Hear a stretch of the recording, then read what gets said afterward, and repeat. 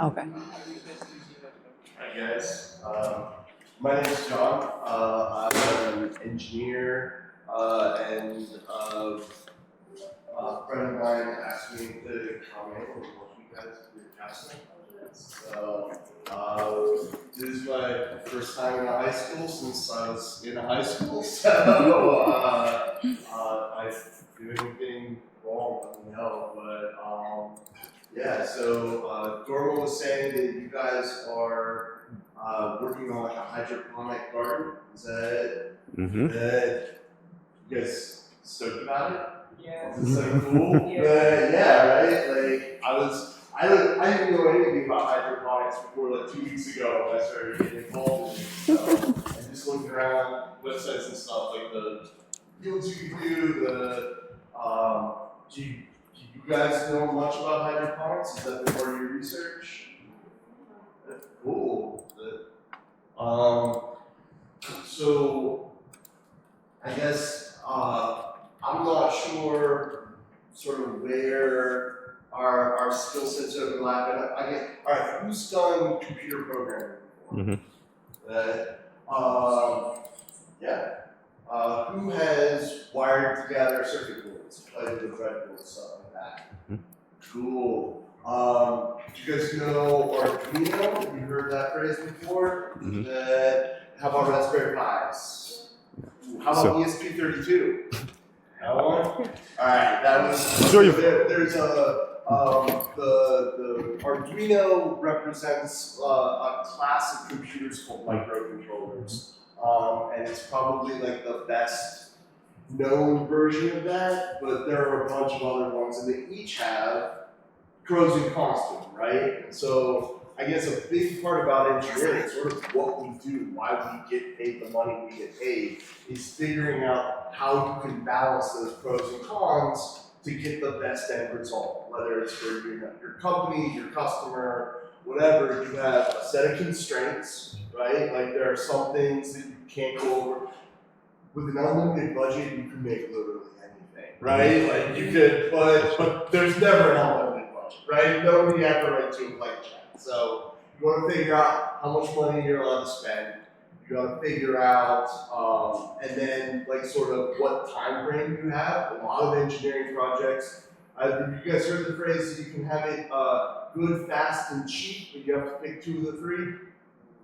So you can have it good and fast, but it's not going to be cheap. You can have it good and cheap, but it's not going to be fast, and you can have it fast and cheap, but it's not going to be good. So the idea is that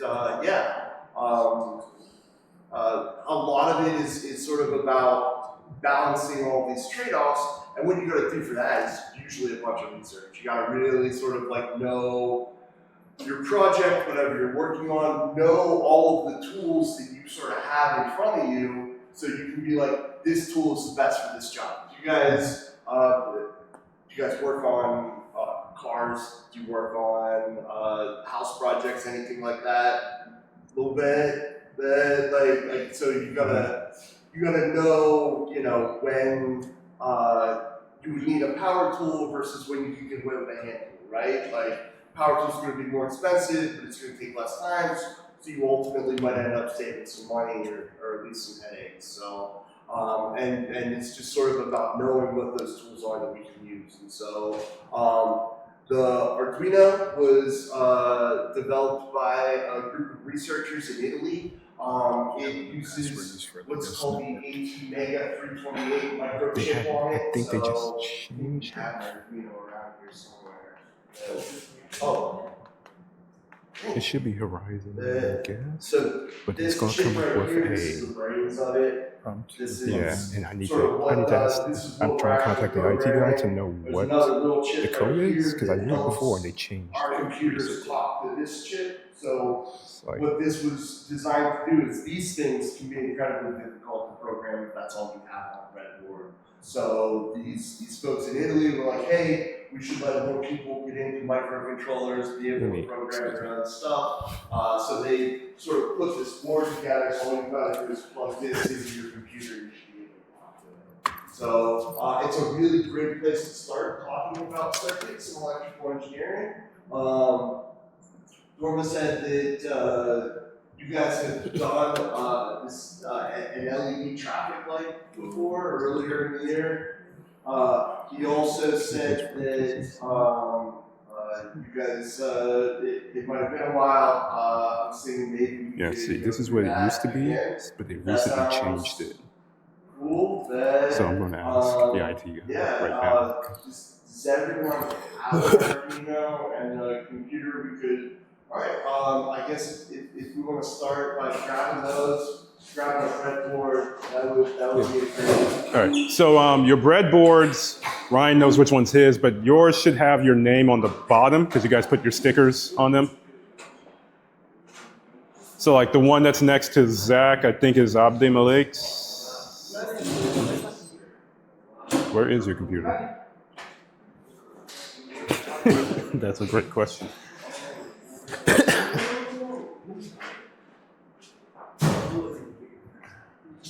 Which one was yours? 13, 7, 3.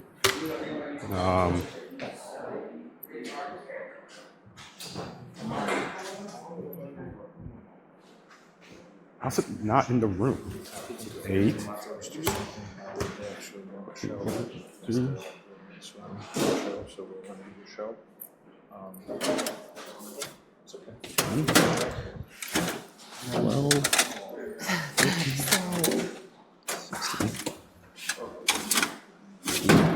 As far as Can I plug this in to put that up there? Oh yeah, yes, you can. Kind of switch off back and forth. Okay. So I was going to say I had guided them through this exercise. They probably just don't remember it. I made this for them really quickly. Yeah. Yep. So if it was just very simple. Just Yeah. Yeah. where's that USB? Here it is. No wait, it's a USB. HDMI. Here. There you go. I don't know where the other HDMI cable is. Yes. Are we doing it all like separately, or are we gonna do like last time, how like 2 people per group? Because there's not enough Arduino. There are enough in Arduinos. Yes. Because yours is right over here, sir. Yours is over here. Yours is over here. Over there. It was on the table. Yeah, but where's the what is it called? The breadboard. Yeah. I can get more, I think.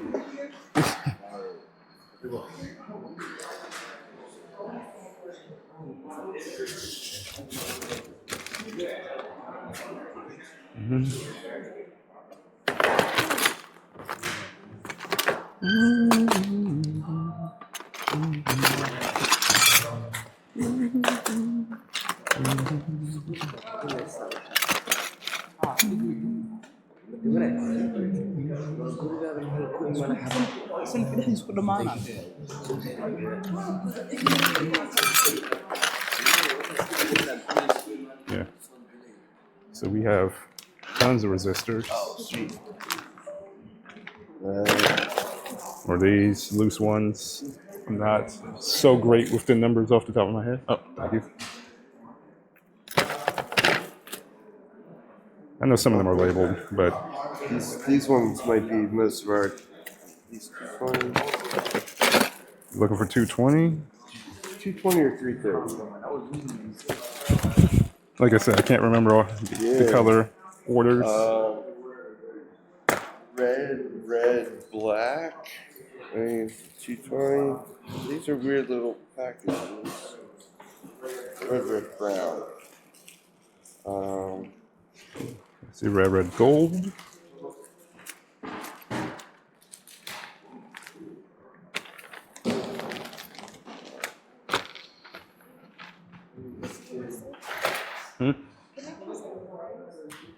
Can you have what?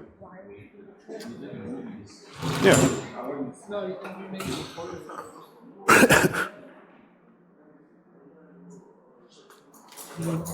It's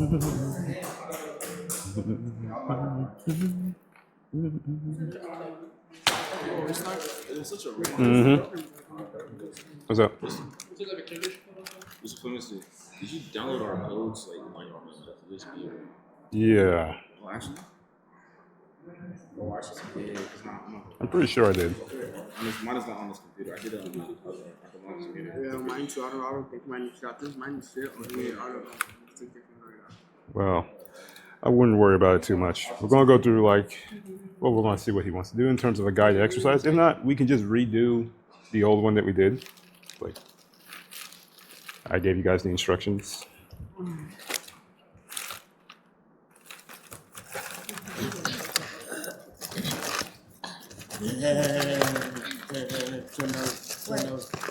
It's up because you have cold milk. No, it's not. Yes, it is.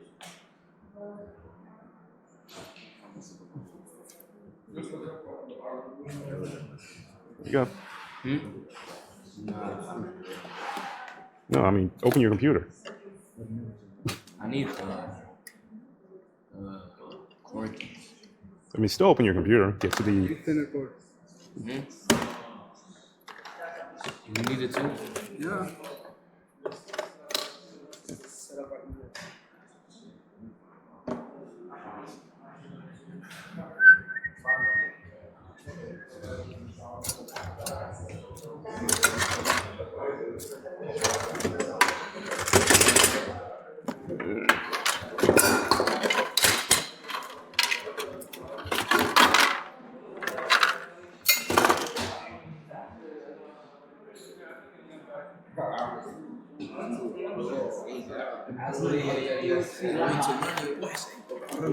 Motivation made up I need. Wait, you had one right next to you. No, I'm talking about like the wire. You mean the one behind you? Yeah. The one behind you. Huh? The one behind you. Oh.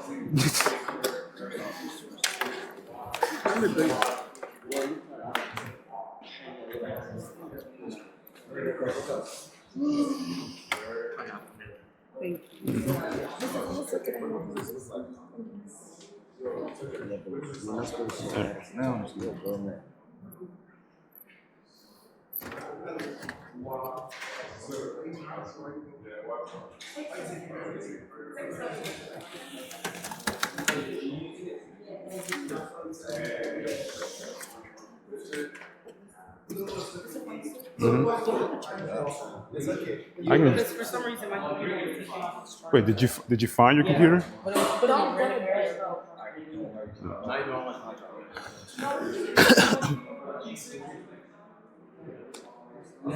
Okay.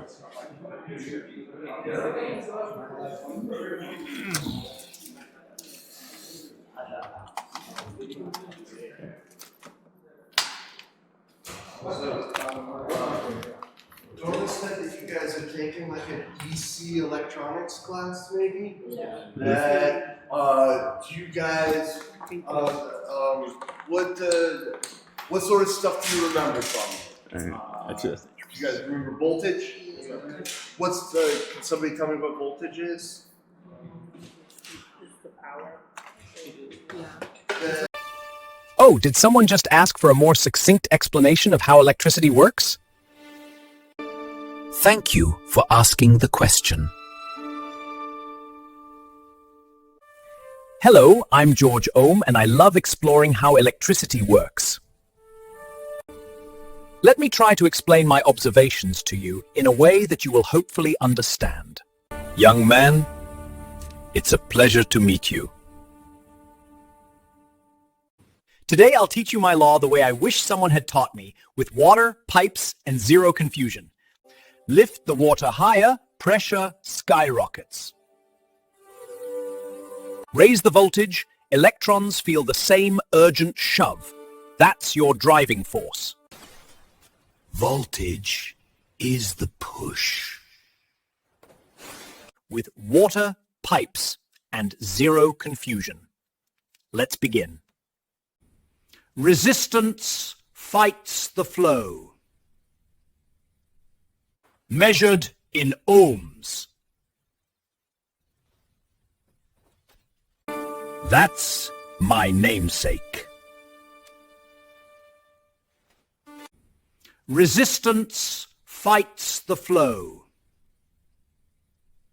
Simple volume, nothing else. Longer push or wider path means more flow, measured in amperes. Current isn't speed, it's how much charge passes per second. Voltage equals current times resistance. VIR. Double the push, current doubles. Double resistance, current halves. Perfect straight line relationship. Myth. Current gets consumed. Myth. Resistance kills flow. No, it just sets how much flows. Think system, not sequence. Master that, you've mastered electricity.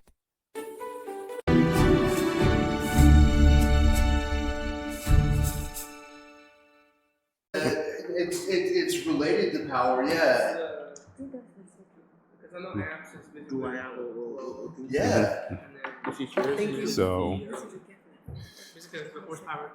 It's the push, yeah. it's the yeah. potential, the potential for. Yeah. And so what's the third one that we talk about? We'll talk about volts, amps, and Ohm's law. resistance. Yeah. Ohm's law. Yep. So they're all related behind this idea of Ohm's law, right? Like at least for. Sorry, I have no idea where to stand to get to my computer and you guys. I'm trying to move back and forth a little bit. But so Ohm's law relates these ideas of, and it's intuitive, right? Like your voltage is how hard you're pushing, and resistance is how difficult it is to push, and current is how quickly you can push stuff. That makes sense if we look at our, I have a little triangle here. You guys know all this guy, right? Like, so if you're pushing really hard and it's very easy to push. So if you have a high voltage and a low resistance, high or low current. High current, it's you're going to push it really fast, right? What if it's really difficult to push and you're not pushing very hard? High resistance, and what about the current? How's the flow? Is it going to be high or low? Low, yeah. Yep. So these ohmic systems, I think, are intuitive in a way. A lot of times when we talk about it in electrical engineering, everybody loves these water analogies too, right? Because it's another way of sort of conceptualizing, even the way. So James Clerk Maxwell was one of the guys who first started thinking about this stuff in the early 1800s. He was also the first one to use this water analogy. So we've been talking about it as the flow of electrons, right? Like the flow of a river. And then continuity. So you guys have heard the word circuit before, right? It's similar to the word circus, right? Circle. Circuit, circus, Okay. circle. They all come from this idea that you have to complete a path, right? Like a circus is called a circus because of the rings, which are also a circle. So a circuit, the important thing to think about when we're making these circuits is that they're always going to be in a circle. There's always going to be a path. We're going to have a voltage source, and then we're going to have some sort of resistance that is flowing through, and then we're going to have a ground, and it's all going to flow in that direction. It has to complete itself from the source to the ground. So we can measure that with a multimeter. Have you guys used multimeters before?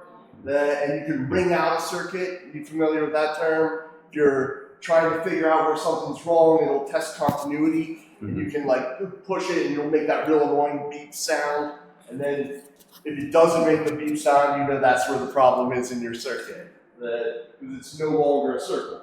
All right, and then you guys are familiar with breadboards. Does anyone know why it's called a breadboard? It's a weird thing to call it, right? So it's actually these guys in the early 1920s sold do-it-yourself radios. Back when radios were first invented, They sold you all of the components. You could make your own radio at home. But in order to attach all of those components to something, they recommend using an actual breadboard, like a board that you would cut your bread on. Everybody had those back in the 20s. They're like, just screw your electronics parts into that. And so engineers are kind of lazy in general, right? So we called that a breadboard. Then we moved to this idea of a solderless breadboard. We just kept the name. So everybody knows too how breadboards are connected. Is this new information? Yeah. Okay. I've already gone through. Oh, it's basically, like, again, we went through the exercise of doing the traffic light signal. So you can see some of them are still on right now. Yeah. Yep. So going through AC/DC, they've done circuit design. So understanding the breadboard, the wiring, and other things like that, I think they got Awesome. a basic understanding of. Cool.